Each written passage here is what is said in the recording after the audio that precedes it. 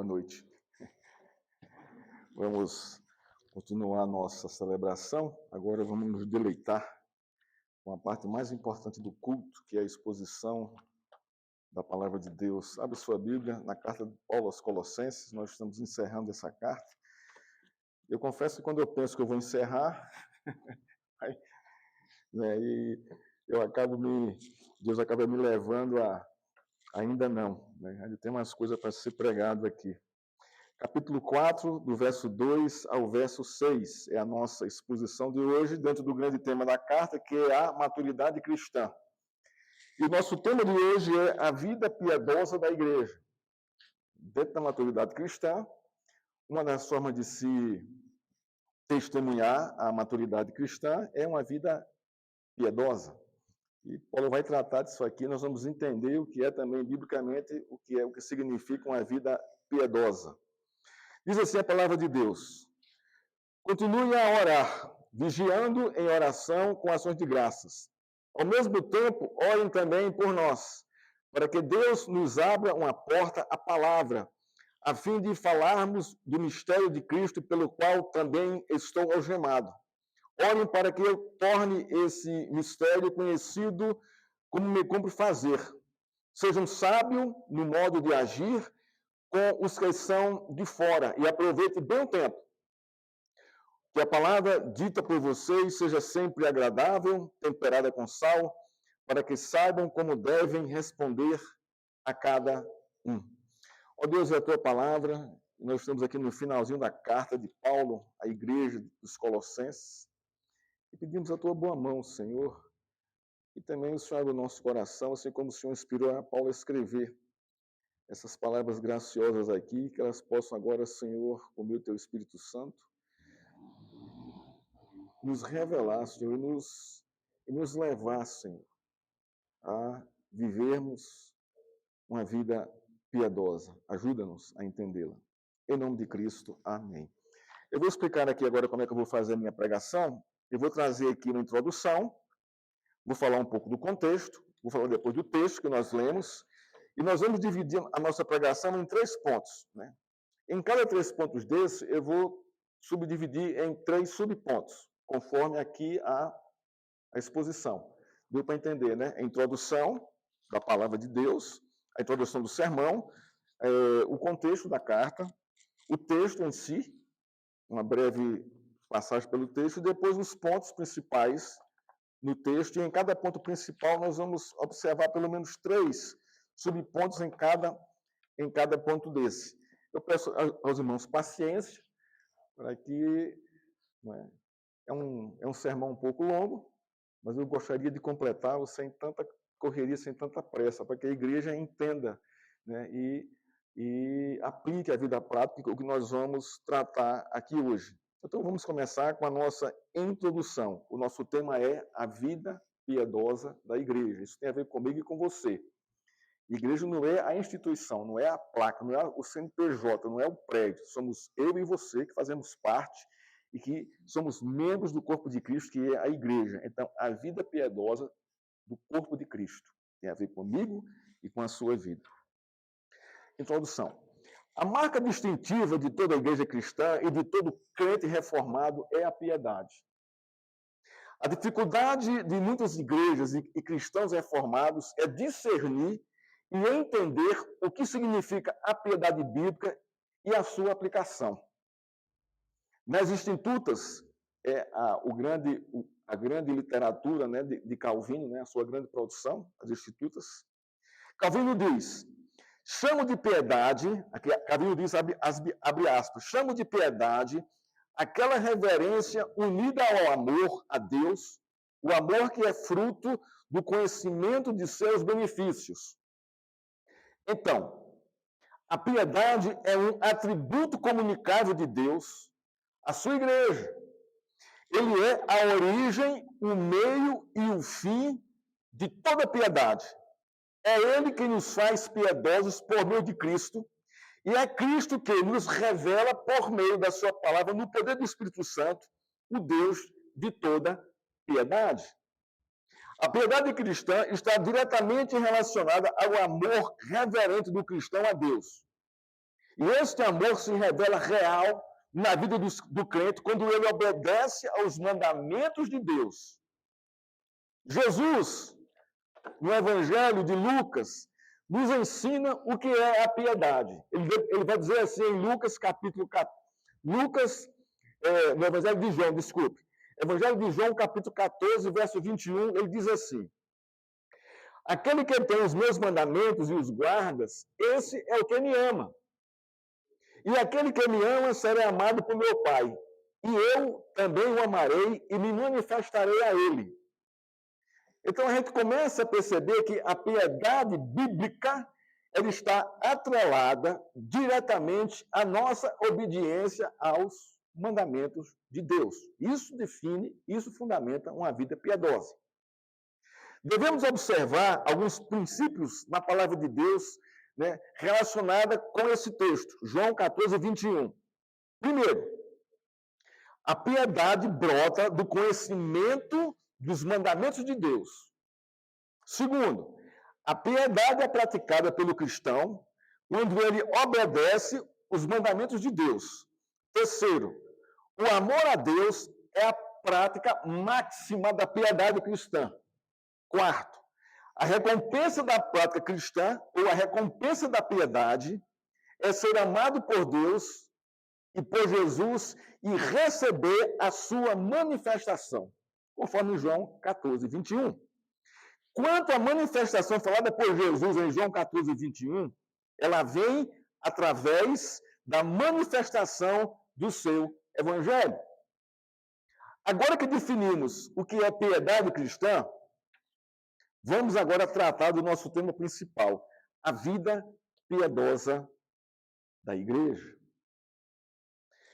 Quando falamos da vida piedosa da igreja, estamos falando de perseverar em oração, vigilância e ações de graça. Quando falamos da vida piedosa da igreja, estamos falando da súplica da igreja pelos missionários, pelo avanço do evangelho no mundo e pelo evangelismo da igreja. Quando falamos da vida piedosa da igreja, estamos falando de como a igreja deve aproveitar as oportunidades para testemunhar e dar razão da sua fé. É justamente isso que Paulo fala aqui nos versos 2 a 6 do capítulo 4 da carta dele aos Colossenses. O contexto da carta. A carta de Paulo à igreja de Colossenses é baseada no relatório de Epáfras. Epáfras estava com Paulo na prisão, visitando Paulo na prisão, onde ele relata as virtudes da igreja e a sua luta contra os falsos mestres e suas falsas doutrinas, capítulo 1 e 2. Você tem isso claramente lá na carta. Qual é o objetivo de Paulo escrever essa carta? A gente vai ver isso em toda a carta, principalmente na prática da doutrina. Primeiro, fortalecer os crentes na doutrina de Cristo por meio da pregação fiel do Evangelho. Segundo, combater os falsos mestres e suas falsas doutrinas. E terceiro, exortar a igreja à prática da doutrina de Cristo e uma vida piedosa. E nós acabamos de ler aqui dos versos 4 a 6 do capítulo 4 dessa carta. O texto que nós lemos aqui. No contexto anterior, Paulo exortou as famílias da igreja e os servos e patrões a fazer os deveres de casa, conforme a nova vida que receberam de Cristo. Nos versos 2 a 6 do capítulo 4, Paulo se dirige novamente a todos de uma forma geral na igreja, para que vivam na prática da piedade cristã. É como se Paulo estivesse dizendo o seguinte: a piedade cristã é a marca do verdadeiro crente e da verdadeira igreja cristã. Vivam na prática da piedade cristã. Nós vamos dividir o nosso texto aqui em 3 pontos. Primeiro ponto, a vida piedosa da oração, no verso 2. Segundo ponto, a súplica piedosa pela expansão do evangelho no mundo, versos 3 e 4. E o terceiro ponto, o testemunho piedoso do evangelho aos de fora, verso 5 e verso 6. Vamos ao nosso primeiro ponto, verso 2, que diz assim: continue a orar Eu não sei como é que está na sua versão. Deve estar perseverar, não é? Em algumas versões. Vigiando em oração, esse termo perseverar está mais claro para nós aqui. Vigiando em oração com ações de graça. Então, nós vamos tratar disso aqui. No verso 2, Paulo revela 3 atitudes da vida piedosa de oração da igreja. Então, nós vamos observar aqui 3 atitudes aqui da igreja com relação à sua vida piedosa, tendo como base a oração. Primeira atitude piedosa da oração da igreja é a perseverança. Aqui tem continuem, que é um verbo paralelo, é uma palavra sinônimo, mas tem mais ênfase na palavra perseverai, que é no imperativo. Aqui tem continuem, então fica uma coisa mais branda.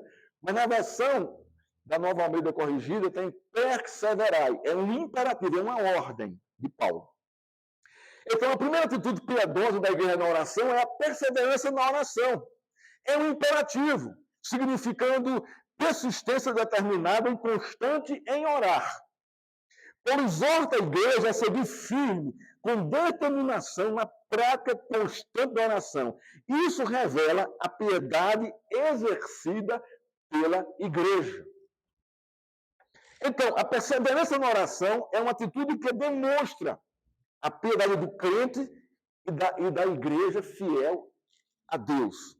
Busto, um comentarista, ele diz o seguinte, abre aspas, é claro que a intercessão e o evangelismo não são as únicas características de uma vida piedosa, mas são 2 das mais importantes.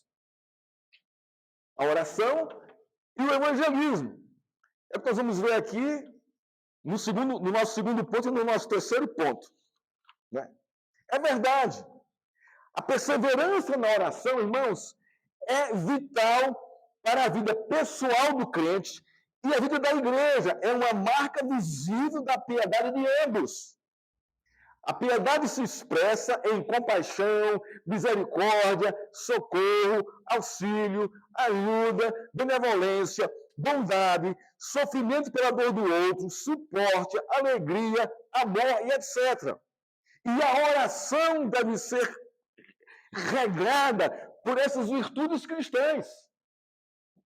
Não há vida piedosa sem a perseverança na oração por parte dos crentes da igreja. Por isso, irmãos, que é tão importante o culto de oração. A gente não pensa sobre isso. Mas é nesse culto que você percebe, né, a sua vida de piedade, a sua vida piedosa. Testifica isso. Você vem, participa aqui do culto de oração, ora por um, ora por outro irmão, ora por necessidades que você nem sabe de quem é. Você está orando, está clamando ao Senhor por isso. Hendrickson comenta esse texto. Ele diz assim, abre aspas, a oração é a expressão mais importante da nova vida, a qual nós somos chamados. Ele continua. É um meio de se obter para nós mesmos e para os outros a satisfação das necessidades, tanto físicas como espirituais. Você e os outros, piedade. A satisfação é também uma arma contra os ataques do diabo e seus anjos, o veículo de confissão de pecados e o instrumento pelo qual a alma agradecida, oferece sua adoração espontânea diante do trono das alturas. Veja, irmãos, que coisa linda isso aqui. Quanto conteúdo, quanto significado tem, né, uma oração que o crente faz por ele e pelos outros. Hendrickson, em seu comentário, considera a oração como meio de adoração a Deus. Ele diz assim, ó, instrumento pelo qual a alma agradecida oferece sua adoração espontânea. Isso é fala do comentarista, e eu concordo com ele. A oração, irmãos, aqui é um meio de adoração a Deus. Isso é profundamente impactante. A oração reverente, sincera e submissa à vontade de Deus é adoração a Deus. Isso revela, né, a nossa piedade. Olha que coisa linda isso aqui, irmãos. Isso me impacta.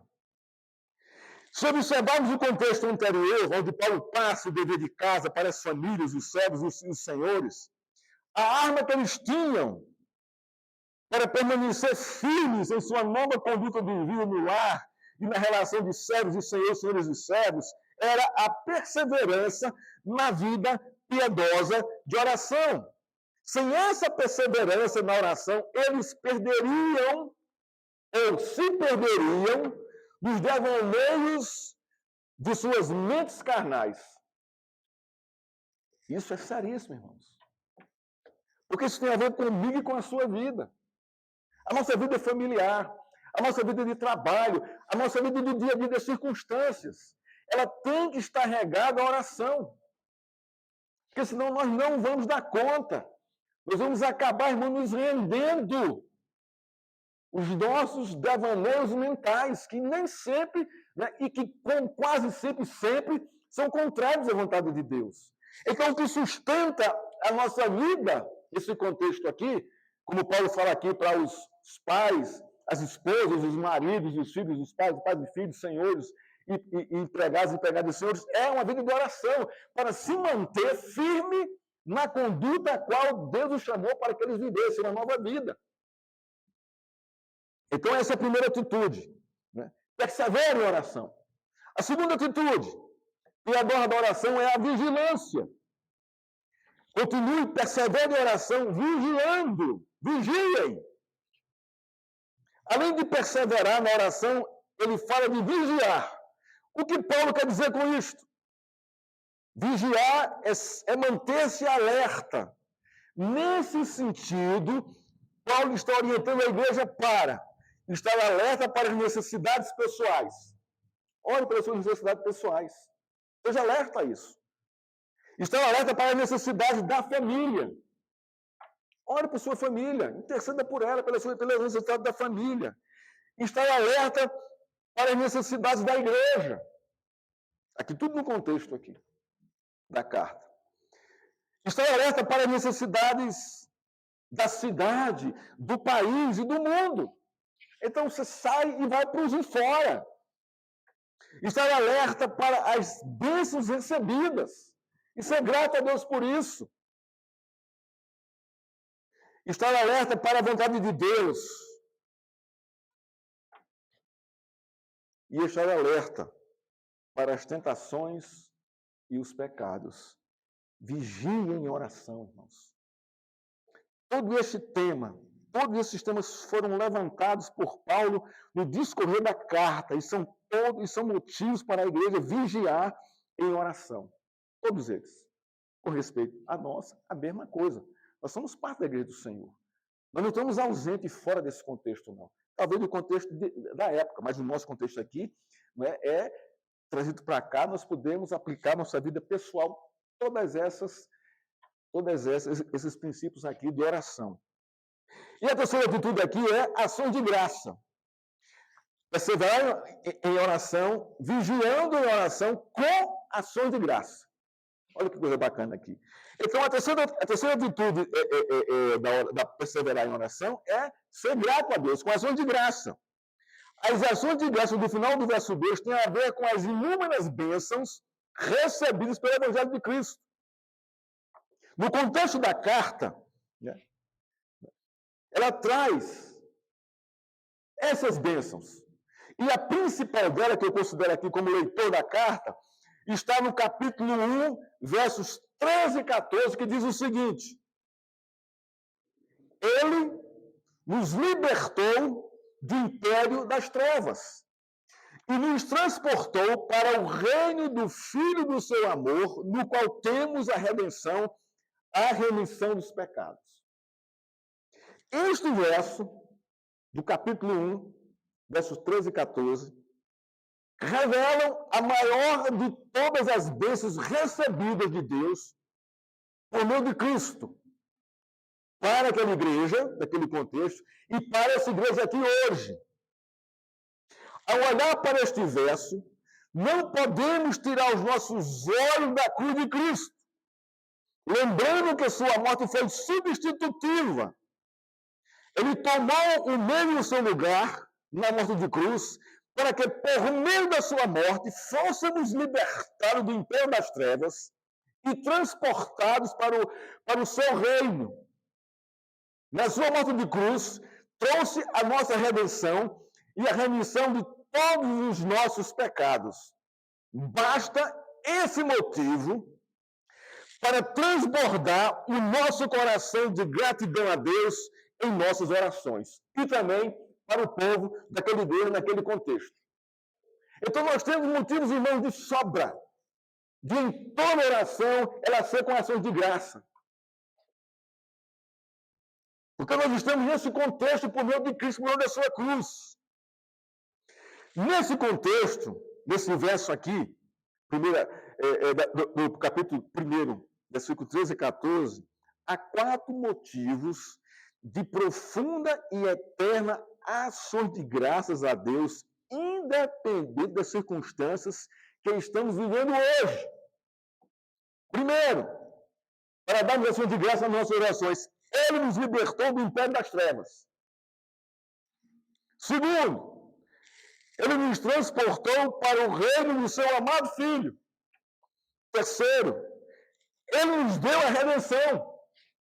Quarto, Ele nos livrou do poder do pecado e da morte, nos remindo de nós o pecado.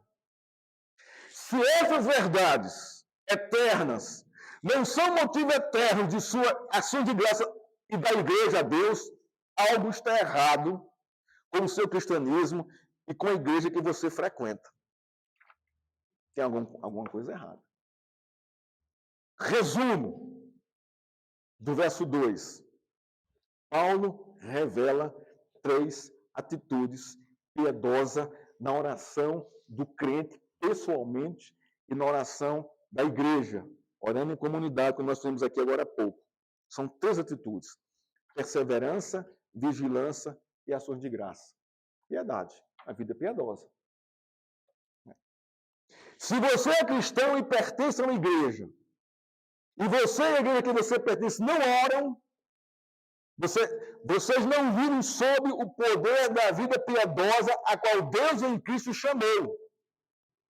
Vocês estão morrendo de sede diante da fonte de água viva. Arrependam-se, peçam perdão a Deus e venham viver sob o poder da piedade cristã trazida por Cristo, perseverando, vigiando e dando ações de graças em suas orações. Segundo ponto da nossa exposição, a súplica piedosa pela expansão do evangelho no mundo, versos 3 e 4. Diz assim o texto: ao mesmo tempo, orem também, aí na versão de vocês tem suplicai, né? Veja aí como está aí. Por nós, para que Deus nos abra uma porta à palavra, a fim de falarmos do mistério de Cristo, pelo qual também estou algemado. Orem para que eu torne esse mistério conhecido como me cumpre fazer. Súplica piedosa pela expansão do evangelho no mundo. Nos versos 3 e 4, Paulo compartilha sua necessidade da oração da igreja. Nesse contexto, ele inclui Timóteo, Epáfras, Demas, você vai ver no final da carta, e dizendo, suplicai também por nós. E aqui inclui todos os missionários que contribuíram com Paulo naquele contexto. E hoje nós também podemos orar por todos os missionários fiéis que servem a Deus ao redor do mundo. Supliquem por ele, para que eles preguem, testemunhem a palavra de Deus com graça, com alegria e com gozo, independente das circunstâncias. Há uma mútua necessidade orgânica de oração em cada crente. Nós necessitamos de orar pelos outros e os outros por nós. Uma das marcas de uma vida piedosa é a súplica em favor dos nossos irmãos. Os que conhecemos, os que temos comunhão com eles e os que estão lá fora, as pessoas que estão lá fora. Se esta dieta está ausente da vida do crente, ele definhará. Será como um mar morto, sem qualquer vida marinha.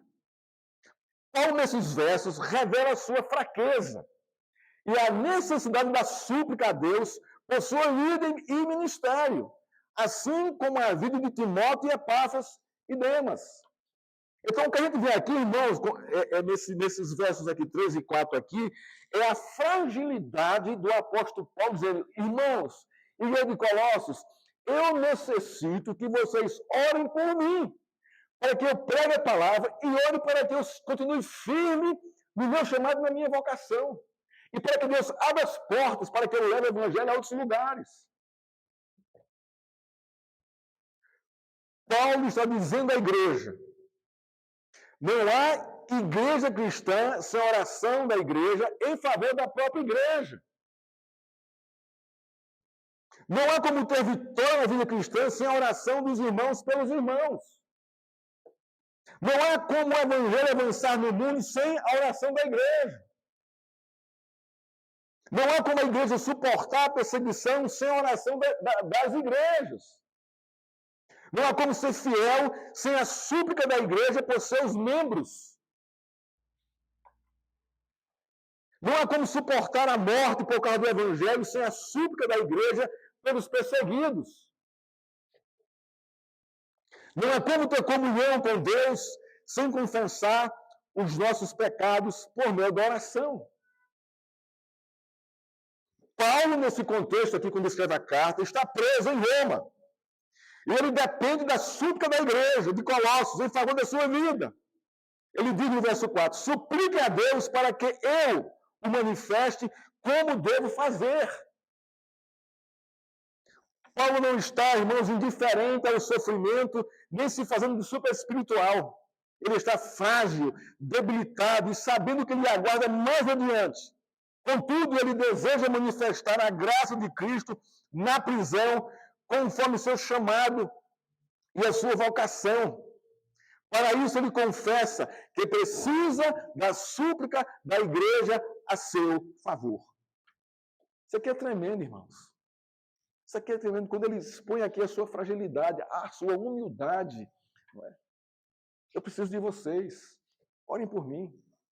Orem pela minha vida, pelo meu chamado de vocação, para que eu continue aqui, mesmo aqui na prisão, pregando e testemunhando o Evangelho de Cristo.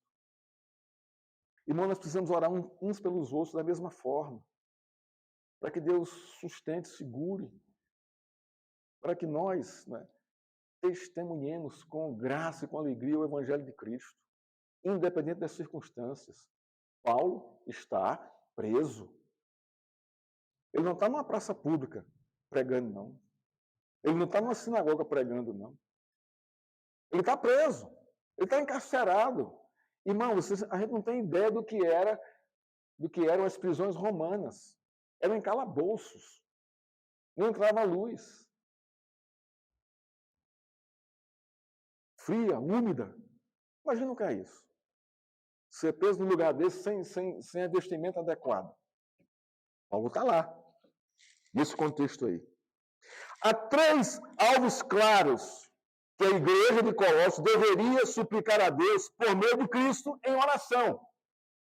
Primeiro, suplicar pelos missionários. Olha o verso 3 aqui que diz. Ao mesmo tempo, orem também por nós. Quem são nós aqui?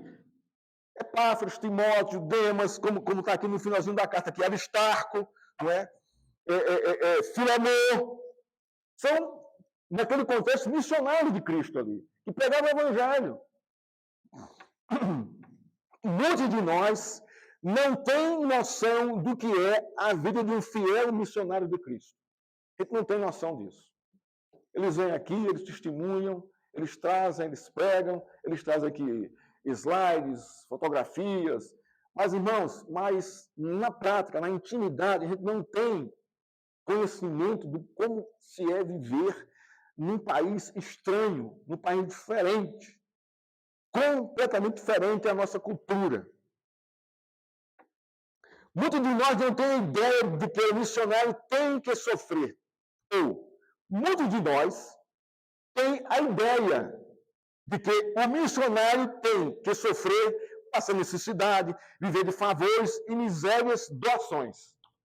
Muitos pensam assim dos missionários. E também de alguns pastores. Pecado. Pecado grave aqui. Gravíssimo. Muitos têm a ideia de que a igreja é a dona dos missionários e dos pastores.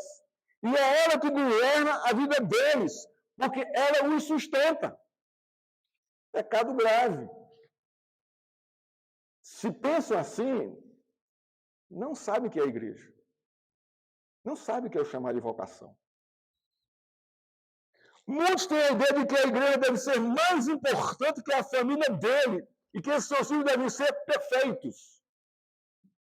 Se cobra dos missionários dos pastores atitudes que não se cobra dos outros irmãos. Como se ele fosse um santo, um perfeito. Ele, a sua família e seus filhos. Pecado. Pecado, porque não estão olhando para si mesmos. Irmãos, pastores e missionários são homens, são pessoas, são pecadores. E Deus chamou para levar a sua palavra. Eu não quero dizer com isso que eu sou conivente com os pecados dele. Não. Mas que tem falhas. Mas que se submetem, pedem perdão e voltam. Muitos têm a ideia de que os missionários são uma classe inferior aos pastores. Por isso devem receber menos. Pecado. Pecado grave aqui. Irmãos, isso é a igreja hoje, a nossa igreja hoje. Eu não falo todas, mas uma grande maioria tem essas ideias na cabeça, teológicas na cabeça. Infelizmente, a maioria da igreja brasileira é imatura e tem uma visão míope sobre a obra missionária e o papel do missionário no avanço do evangelho no mundo. E Paulo está aqui justamente falando sobre isso. Olhe, preste atenção. A expansão do evangelho, ela vai por meio deles, porque foi assim que Deus projetou. Não veio um anjo do céu para dar o evangelho aqui. Deus seria isso. Mas não é assim. Deus escolhe homens imperfeitos para levar a sua mensagem perfeita. E nós devemos honrar esses homens. E tratá-los com honra, quando são fiéis a Deus. Quando são falsos profetas, falsos pastores, não. Deve expulsar da igreja. Aqui não é o lugar deles. Muitas igrejas não investem, não se comprometem e pouquíssimas oram por eles e pelo avanço do evangelho no mundo. Essa é a nossa igreja. Esta realidade se aplica a nós aqui, a Igreja do Jardim Canadá. Não investimos, pouco oramos, pouco suplicamos, não ofertamos. Estamos mais preocupados com as nossas necessidades materiais e o conforto da nossa alma do que com a expansão do Evangelho de Deus no mundo através dos seus servos e das suas servas, os missionários e as missionárias. Aqui eu coloco as duas classes aqui, missionários e missionárias. Paulo pede à igreja de Colossos, supliquem por minha vida.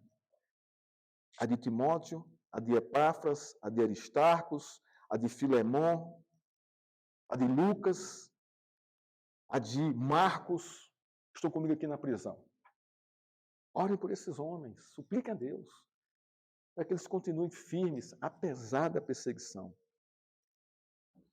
Em Lucas 10:2, Jesus exorta os seus discípulos. Olha o que ele diz aos seus discípulos.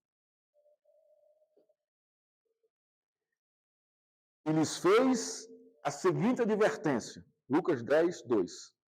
A seara é grande, mas os trabalhadores são poucos.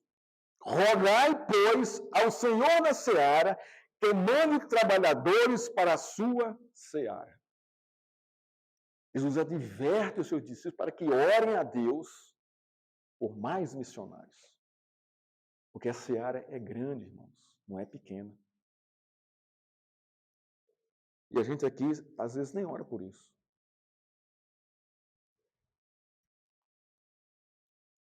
Segundo, A súplica para Deus abrir a porta à palavra. Naquele contexto. Olha o que diz aqui o texto aqui. É a segunda...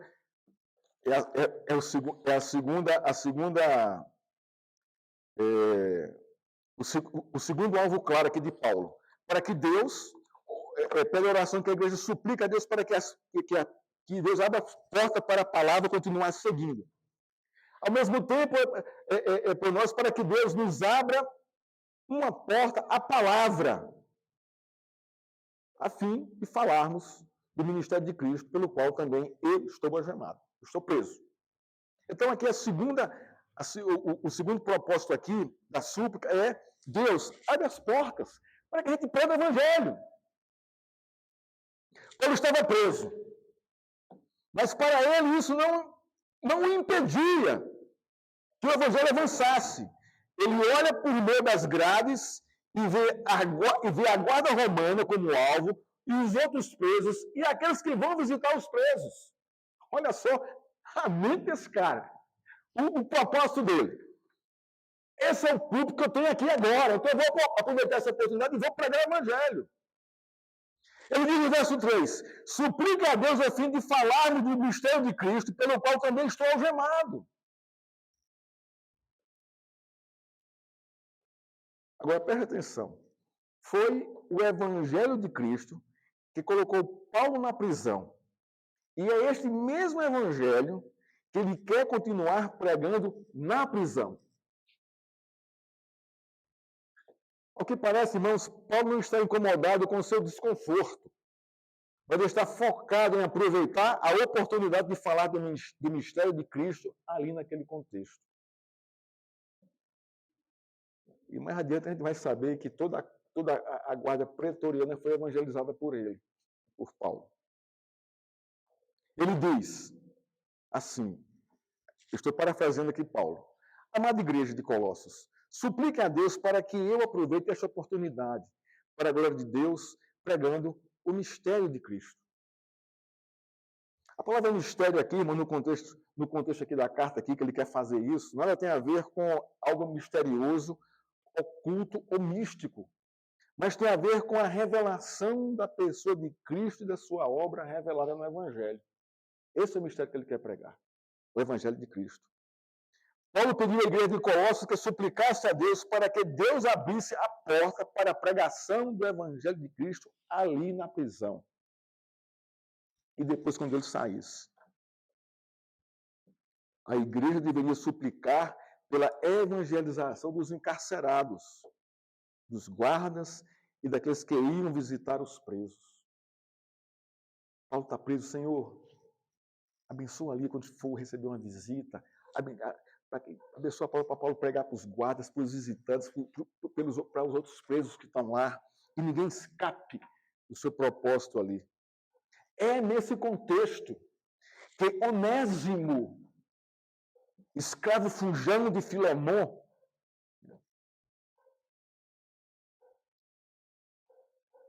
ouve a pregação de Paulo e Cristo o salva.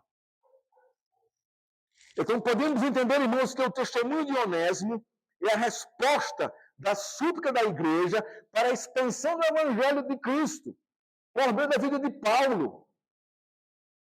Temos um fruto ali claro. A vida de Onésimo, que retorna como escravo para Filemon. Lê a carta de Filemon, é nesse contexto aqui que está acontecendo a carta. E a terceira atitude aqui, irmãos, a terceira propósito claro aqui da súplica. Supliquem pelo ministério de Paulo. Paulo também pede que a igreja suplique a Deus por seu chamado e vocação ministerial. Ele diz aqui, ó, orem por mim, a fim de falarmos do ministério de Cristo, pelo qual também estou algemado. Na sua versão aí, está diferente aí, mas é isso que nós vamos ver aqui. A súplica, Paulo pede, suplique pelo meu ministério. Não temos a menor ideia do que seja estar numa prisão por causa de Cristo. Ninguém aqui passou por essa experiência, eu espero também que não passe. Prisão não é um lugar para passar as férias, ou um lugar para meditar sobre a vida, ou um resort. Prisão é um lugar de dor, nudez, sofrimento, solidão e tormento físico e psicológico. Eu já viste esses presos aí do dia 8 de janeiro, como é que eles estão passando lá na prisão. Essa tortura física e psicológica. E ali não foi por causa de Cristo não, irmãos. Ali foi por causa de uma farsa, de um golpe que eles inventaram. Vamos voltar para cá. É justamente nesse contexto de prisão, de sofrimento, de tormento psicológico e físico, que o diabo chega dizendo à sua mente: está vendo no que Deus servir a Cristo? Você está preso. E cada ele para lhe socorrer. Está vendo que não vale a pena servi-lo, nem crer nele, nem pregar sua palavra. Ele não vem tirar daqui. E você vai morrer nesse lugar. Você acha que Paulo não passou por isso? Por essa luta interna? Tem lembrado de João Batista, quando foi preso? O que é que ele manda um dos seus discípulos fazerem? Vai perguntar se ele realmente é o Messias. Por que João faz aquilo, irmãos? Pressão psicológica, tortura psicológica e física. Esse é o ponto aqui. E eles vão dizendo: João, ele é o Messias. Por isso, isso, isso e isso. Os cegos veem, os mudos falam, os coxos andam. Ele é o Messias, João. Aquecido nesse contexto de prisão de Paulo, de tormento psicológico e físico, está a fome, a solidão, o abandono, o frio, as doenças, o esquecimento por parte dos irmãos da igreja. Não é fácil, irmãos. Imagina hoje, quando a gente olha pela igreja perseguida, irmãos que estão presos. O que é que você acha? Como é que você acha que eles estão presos ali? Ah, estão numa cela lá, só deitado lá, lendo a Bíblia e passando o dia. Não, irmãos. Eles estão sob tortura psicológica e física. É trabalho pesado. É tortura física. É tortura psicológica. Deus não existe. Cadê seu Deus? Então o diabo vai usar isso para quê? Para destruir, para que você negue a Cristo. A história do cristianismo revela que muitos crentes renunciaram à fé por não aguentar a perseguição. A prisão, as torturas físicas e psicológicas, a fome, a nudez, a solidão e o abandono foi a causa dessa apostasia. Esse abandono não suportaram. Paulo sabia dessa realidade. Por isso ele pede que a igreja de Colossos suplique a favor da sua vida e do seu apostolado. Ele não queria perder o prumo do seu chamado e vocação pela pressão que ele estava sofrendo ali na prisão. Ele pede à igreja de Colossos: suplique a Deus para que ele não abandone, não o esqueça. E não renuncie o meu chamado e a minha vocação aqui nesta prisão.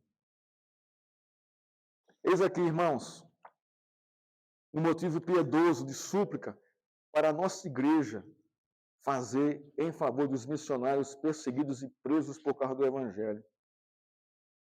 Essa é a oração. Deus, fortalece seus servos presos e perseguidos neste mundo, para que mesmo sob a tirania da perseguição e da tortura das prisões, permaneçam crendo em seus chamados e vocações, sem perder a esperança em Cristo. Essa é a nossa oração. Isso é uma vida piedosa, que você nem conhece, mas está sofrendo por causa dele. Orando a Deus. Terceiro ponto do nosso sermão e último, irmãos. O testemunho piedoso do Evangelho no mundo. Veja aqui versos 5 e 6. Diz assim: sejam sábios no modo de agir com os que são de fora e aproveitem bem o tempo.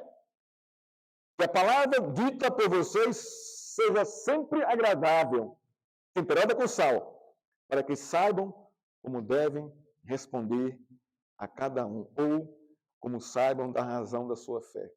Podemos ver isso aqui. Então nós vamos ver agora aqui, irmãos, o testemunho piedoso do Evangelho no mundo, através do meio do seu testemunho, aos de fora. Até aqui está tudo dentro da igreja. Agora vamos ver como é que nós vamos alcançar os de fora. No contexto do Império Romano, os crentes eram injuriados, denunciados, perseguidos, difamados, caluniados pelos de fora da igreja. Nestes versos, Paulo aponta 3 atitudes piedosas da igreja para testemunhar o evangelho aos de fora, aos do mundo. Vejamos aqui a primeira. Se portem com sabedoria com os de fora. Se conduzam com sabedoria, mas em que contexto? De perseguição, de injúria, de maltrato, de difamação. É fácil, extremamente difícil. Extremamente difícil, irmãos. Mas é um desafio para mim e para você. Gente que se comenta essa passagem. Assim como naquele tempo, e também ainda agora, no final das contas, a reputação do Evangelho depende da conduta de seus devotos. Olha bem o que ele está dizendo aqui.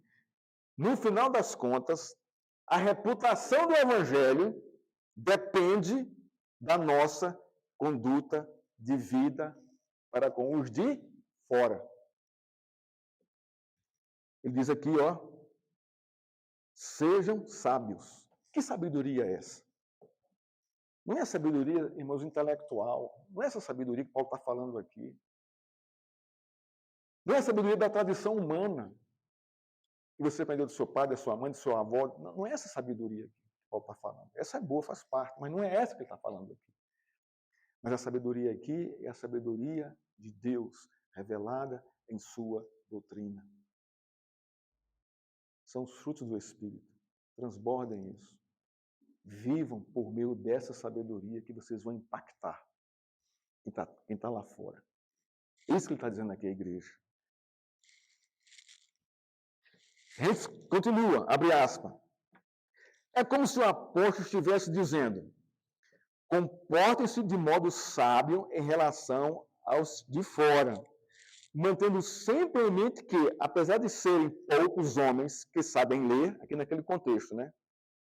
Todos leem vocês do que vocês estão fazendo.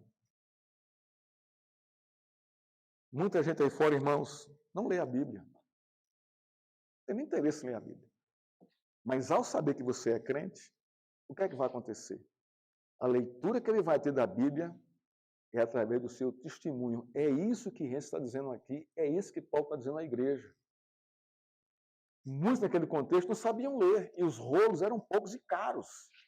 Então, como era que os de fora iam entender o Evangelho? Por meio do meu testemunho. Eles iam ler o Evangelho através da minha vida. Isso mudou? Esse princípio mudou? Não, ainda hoje é o mesmo. Como é que os de fora, seus parentes, amigos, vizinhos, vão conhecer o Evangelho?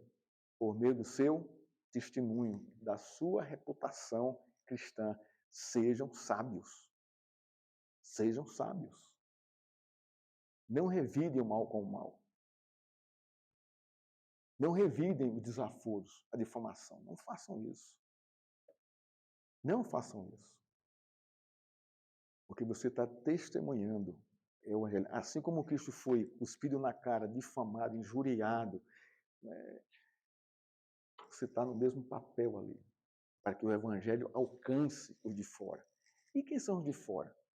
São aqueles que nos perseguem, de alguma forma, psicologicamente, fisicamente também. São os nossos parentes, nossos amigos de trabalho, por aí vai. A reputação do Evangelho depende da nossa sabedoria ao viver nesse contexto.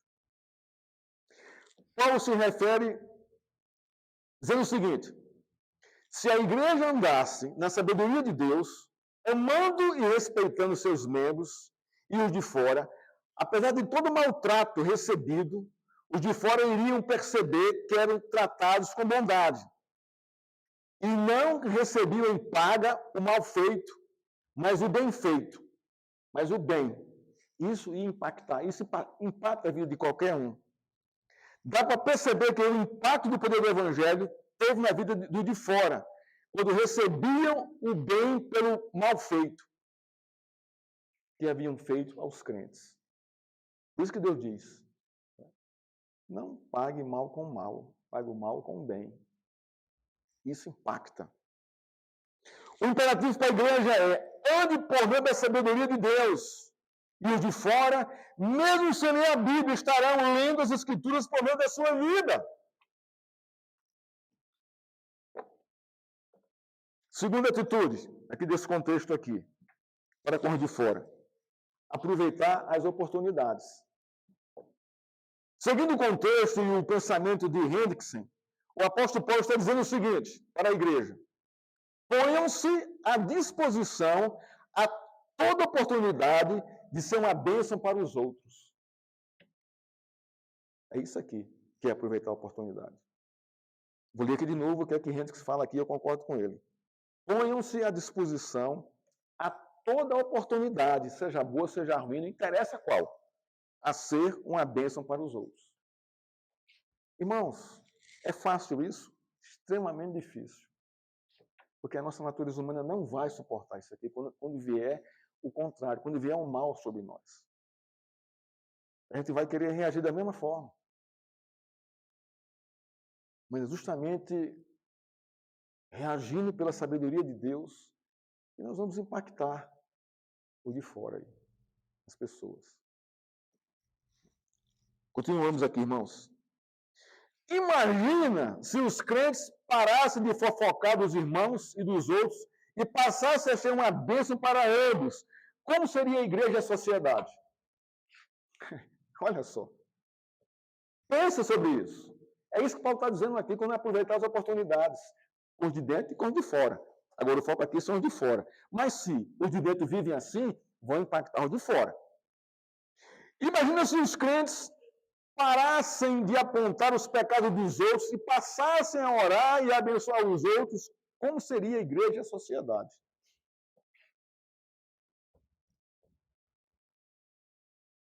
Irmãos, o Brasil é um país, tem muitos evangélicos, muitos.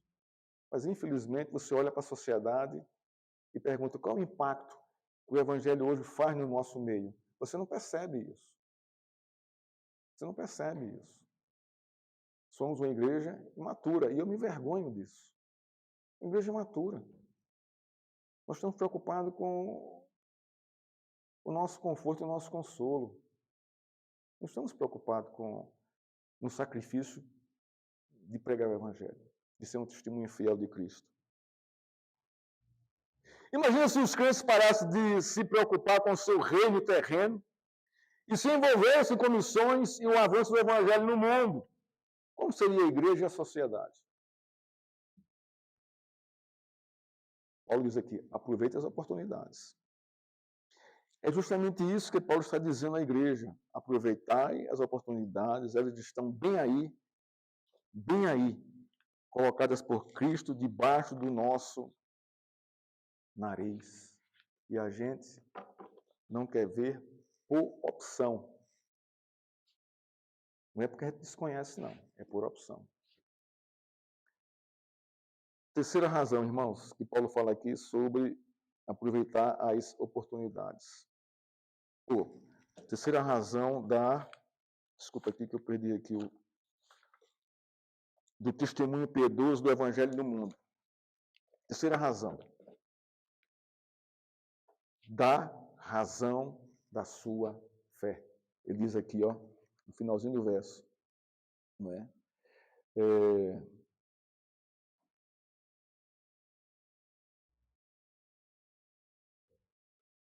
Que a palavra dita por vocês sempre seja agradável, temperada com sal, para que saibam como devem responder a cada um. Porque vão perguntar: por que você é assim? Por que você fez isso?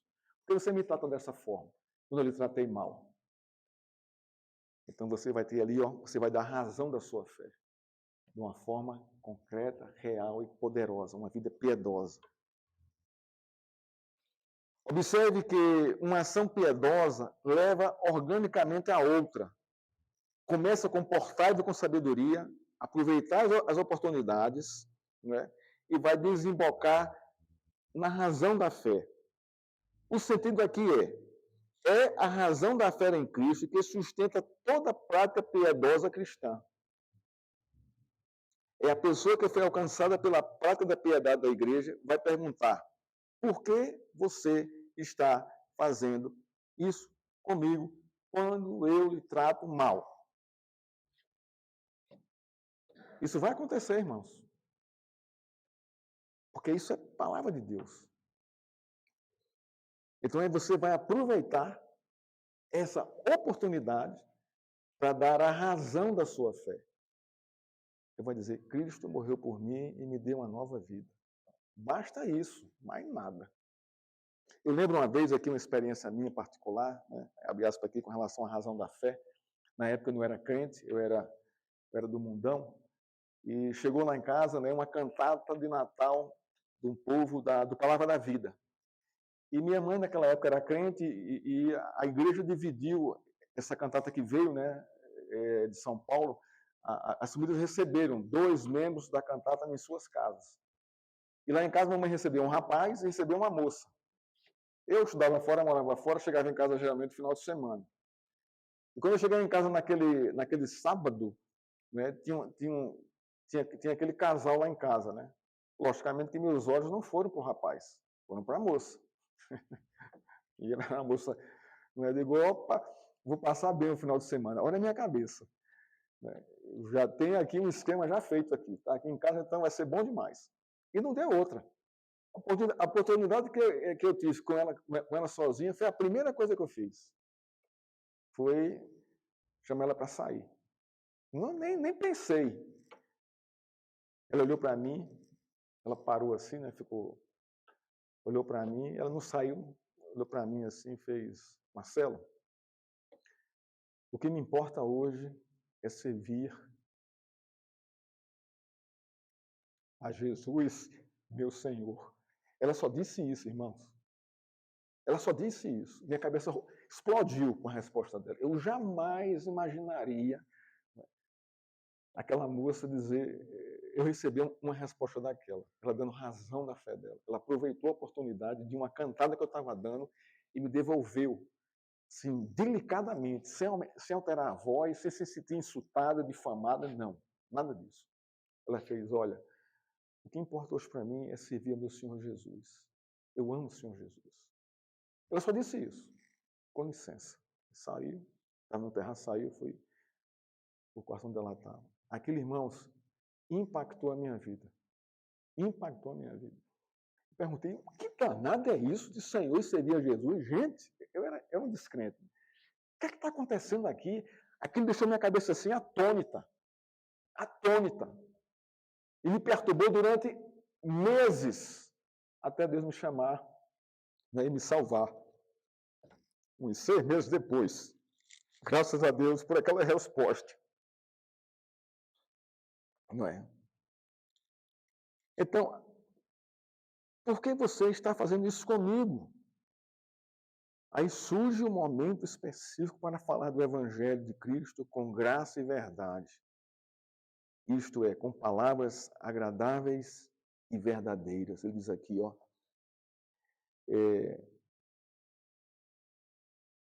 a palavra dita seja sempre agradável, temperada com sal.